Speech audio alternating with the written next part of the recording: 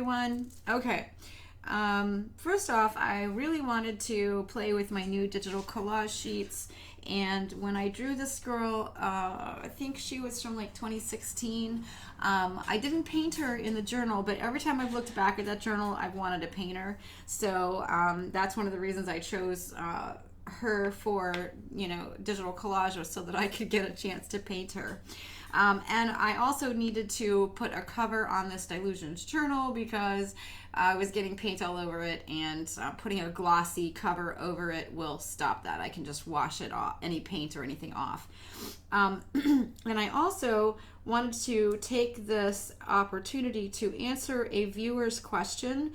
Ultraviolet 734, thank you for your lovely comments about my art, and thank you for asking me these questions. I'm going to answer them in reverse order, actually, because you said, perhaps you could do a series of videos helping people create or find their own style. I kind of dedicated 2021 to doing just that, and I made hundreds of journal-along videos, always with, interesting, fun things to draw and paint, but I tried to key all of it to helping my students develop their own style. And from that time, I have seen many of my students go off and do exactly that. So I think that if you really truly are interested in developing your own personal style, then those videos will very likely get you to started in doing just that. They are available on my Patreon under the archive classes tier.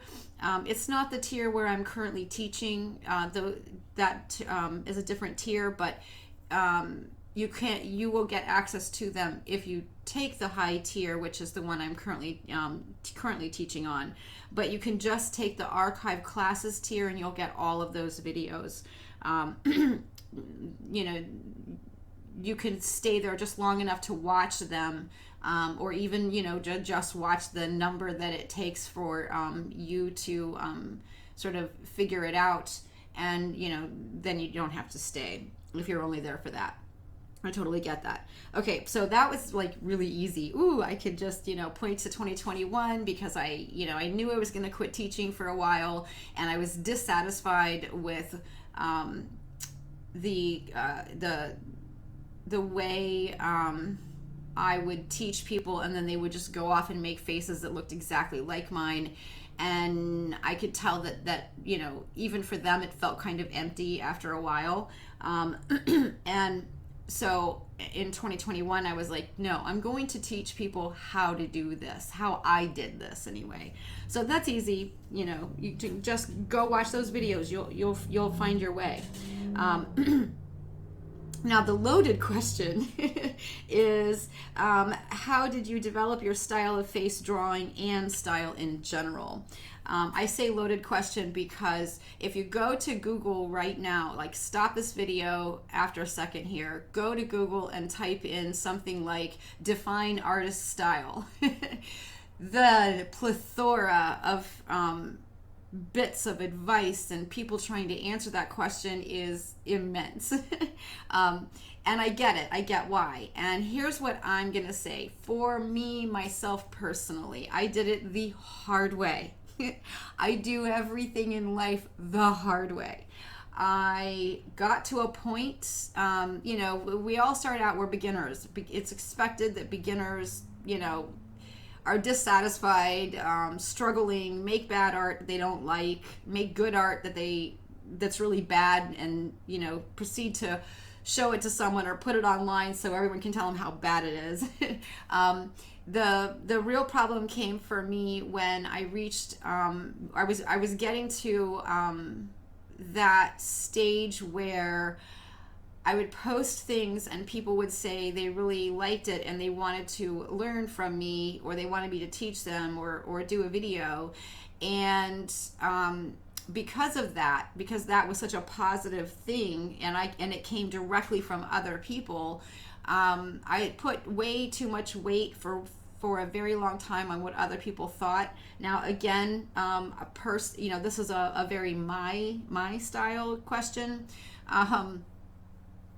So I can only talk about me, I was a people pleaser. I was a people pleaser. I was raised to be one. I was taught, literally taught, to please other people. If I did not please other people, I was punished, shamed, ignored, mistreated.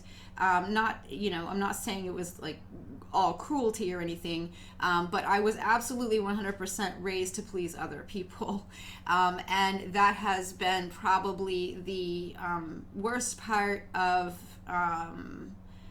life for me, was all those years of people pleasing and not knowing it, not realizing it, and not confronting it because I didn't even realize it.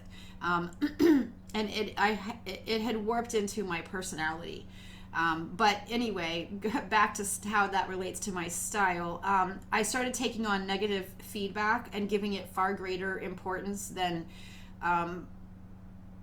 all other feedback, and most especially my own. So I did it the hard way. I spent years trying to make faces that other people liked, or to fix all the flaws that were in my art. And to be frank with you, I did the very same thing in my life. Like if anyone rejected me, I felt that I was bad, like my entire identity relied on what other people thought of me. And that's a terrible way to be. And many other people may not have that problem. So for me to tell how I developed my style is kind of weird, because if you don't have that problem, you may not have to confront many of the things that I did. But what I will say when it comes to developing my personal style is that I had to, it's self-acceptance. I had to accept what I was able to do. I had to accept all the flaws. And by flaws, I mean like, I don't get the eyes right every time. In fact, I get the eyes consistently wrong. And if you don't know that about my art, if you haven't perceived that, it's true. It's really, really true. I get them wrong. They do not match almost every single time consistently. The funny thing is that when I stopped fighting that, when I accepted that, when I said, I'm just gonna get them wrong every time, that was when I realized, number one, they don't need to be exactly the same. They're not supposed to be exactly the same. Unless you're looking dead straight on at someone, never moving your head, your eyes are not going to be exactly the same because your head moves. Your vision changes. You can't see all of it anyway. I had to accept the flaws. And as I did, the flaws, and because they are consistent, because they are how I draw, because they are me, because that's how I see the world, how I see the faces when I'm looking at people, those are the shapes that I find time and time again, that became my style, a part of it. And then there was the part that I did really well, and then there was the part that I did that was just different from other people. All of that combined up together, and that includes all your baggage. That includes colors you repeatedly go to. That includes colors you never use. That includes the types of pencils you like, the types of brushes. All of these things are what developed my style. All of me. The answer is in the question. How did you develop your style? It's your style, or in this case, mine. And for you to take anything away from this video, this little conversation, I hope that what you would take away from it is that you need to put more of you. You need to be more accepting of you and what you are able to do in everything that you're doing. So, in this case, we're talking about faces. When you sit down and you draw a face, and you don't look at anyone else's stuff, you don't go on the internet, you don't look at a book that someone else has drawn or painted faces in, you don't look at magazines, none of it. When you just sit down and you draw faces, do you like them? What do you like about them? What do you not like about them? And keep going, keep drawing more, keep trying to remember, okay, oh, I remember, draw the eye the way that you normally do, and then be like, oh, that's right, I don't like it when I do it like this, I want to do it like that. So you erase it and you do it like that. And eventually that is, how you build into what you're able to do, the things you really want. Sometimes you happen upon things completely by accident that you don't dislike. You're like, I like the way I draw noses. What do you mean I'm not doing them right? I like them. Or, what do you mean, how do I do a nose like this? It's just how I do it. So there are going to be inherently things that you love that you don't even realize other people love, things that you are flawed, but you really, can't fix it, or you don't see it as a flaw. Like every time you post, I'll post a piece of art online and people will comment and critique or whatever. They'll say, oh, I like this about it, or I don't like that, or whatever.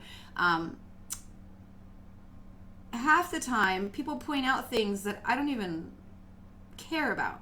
I don't even notice, because they're not what I'm focused on. Like we all are focused on the things that we are focused on. It sounds so stupid to try to say it, but when I'm drawing a face, the absolutely most important thing to me are the eyes, and then the hair, and the lips and nose collectively, like in order, so to speak. And often, though, in that order is the order in which I'm playful. So my noses are not very playful. They're very consistent. I have 2 or 3 nose styles that I like to do, and that's that. And, I worry about that much about them. Lips, meh, sometimes I can get on a lips kick and I'll get really involved and care about, exactly how they look. But most of the time, when they're wrong, I don't even notice, because I don't care. It's not about the lips to me. It's not about the nose to me. It's about the eyes, and then, the playfulness with the hair. And again, the 2 things I care the most about, eyes and hair, are the 2 things I'm the most playful with. They're the 2 things I'm the most willing to take super big risks on. I don't take a lot of risks on the noses and the lips, because I don't care about the noses and the lips. I just want them to look like a nose and a lips.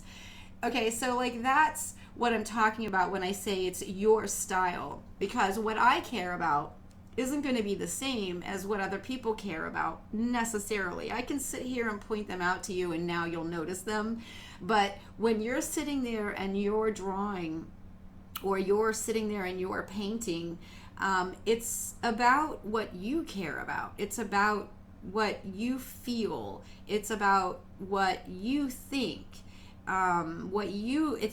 It's you. And I think finding your style is self-acceptance. It's saying, it's saying, this is my drawing, this is how I did it, this is what I'm able to, and I accept that. I accept me.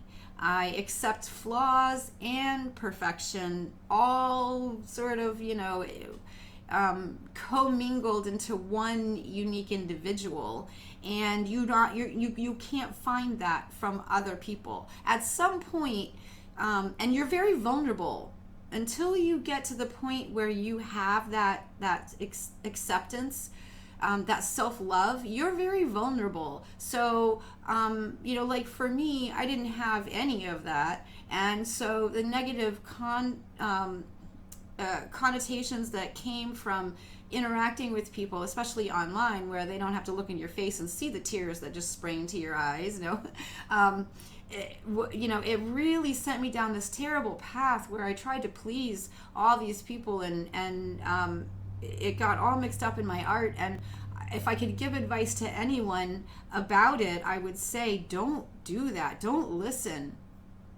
I would say love you, love yourself, love your drawing. If you want to have comparison, like if you're pushing for growth, that's not finding your style, by the way. Pushing for growth, you can't find your style if you're also at the same time trying to change yourself or change your what you do. You know what I mean? Like, so you got to separate these concepts when you're in this thing, and that can be hard to do. But when you're trying to develop or find a style, you become vulnerable because you are open. You're trying to open yourself up.